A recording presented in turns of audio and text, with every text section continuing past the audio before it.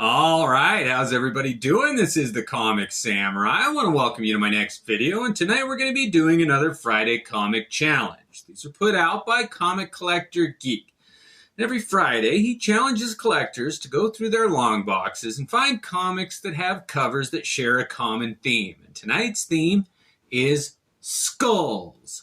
So let's go ahead and jump right in. First up, we got this Punisher #1 that came out under Marvel's Marvel Knights line, and it was one of my favorites. It's Garth Ennis and Steve Dillon at their best, and it's got a beautiful red cover in the background behind the Punisher.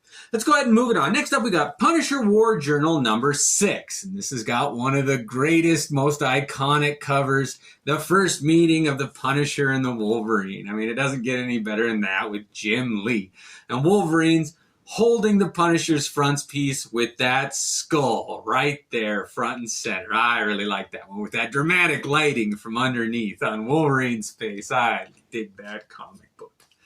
Next up, we got Ghost Rider #6, and going along with the theme of the Punisher and his skull front piece is the Ghost Rider's head. No other character in the Marvel Universe is more associated with the skull than the Ghost Rider. And I love that pairing of the two character symbols, the skulls there. I really dig.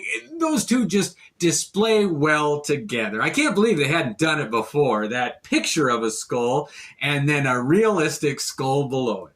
Next up, we got Spirits of Vengeance #6. And this series was not one of my favorites, but when I saw this cover fully painted, featuring Venom and that dripping, flaming skull on the end of a hook there, I just had to see what's going on. What is this series all about? I'm glad I picked it up. It was a pretty good one, but that lighting and the color on that one, it's one of my favorites. All right, next up we got Ninjak #2, and Valiant wasn't going to be left behind in the skull trope category, and this is their entry into it. It's Ninjak being poured water down on him out of a skull's mouth, and Joe Quesada really can draw some interesting dynamic images, and this is one here. I really like that.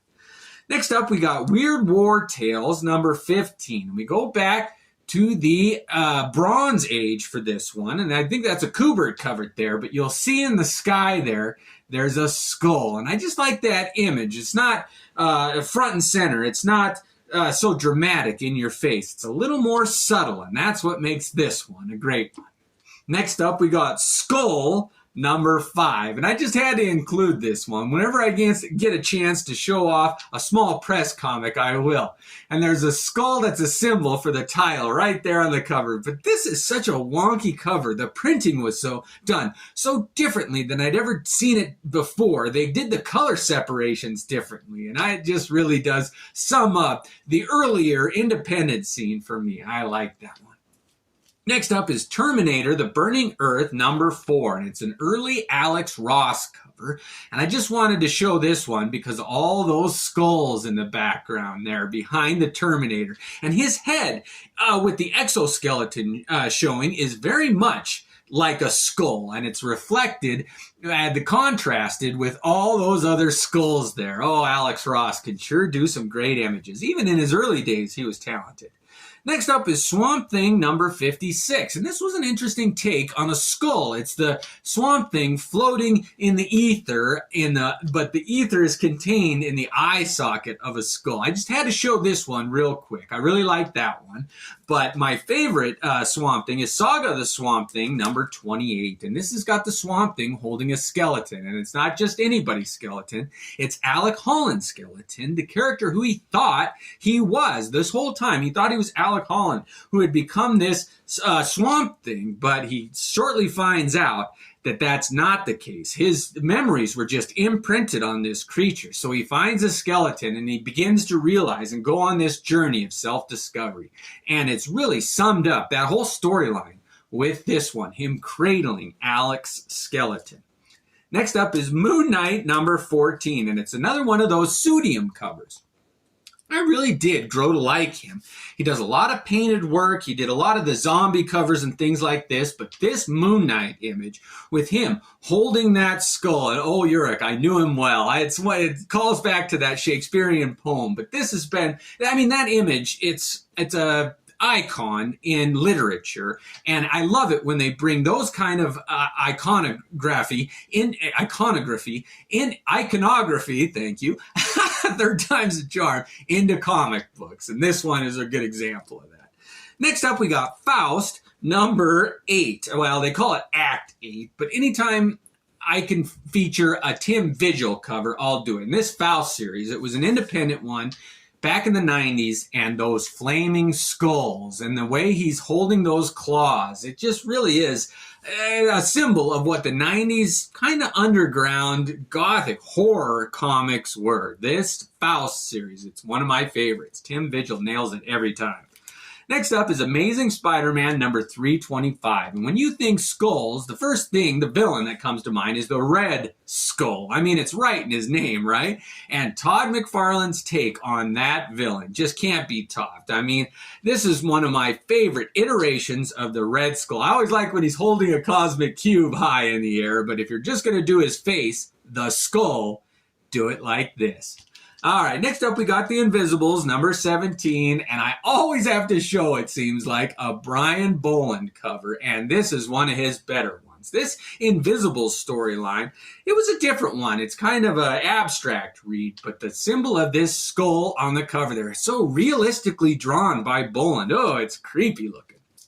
Next up we got Wolverine, number 34.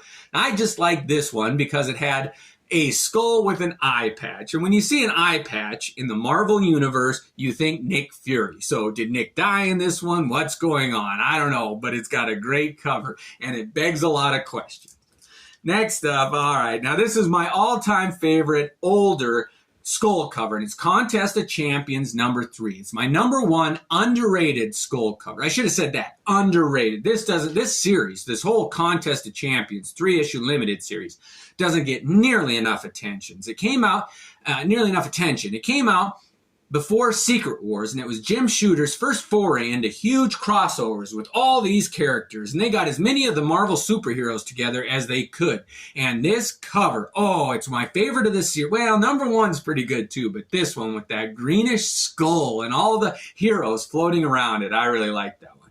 All right, next up is my all-time favorite skull cover, and I'm going to give it a little bit of a charge here because I've shown it before and I said what a great cover it is, but then people complain that I didn't show it how it's supposed to be seen. So we're going to end this episode showing my favorite comic book, and I'm just going to say right now, join me for my next video. This was a lot of fun for me, and I can't wait to see if this works in the dark. Here we go. My all-time favorite, it's Ghost Rider number 15, done by Mark Texeira.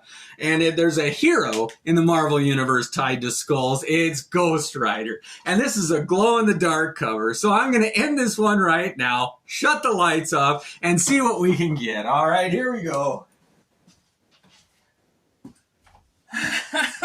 Oh, I got lights everywhere. Here we go. It's getting darker. And finally, boom. All right. Thanks for joining me. We'll catch you next time.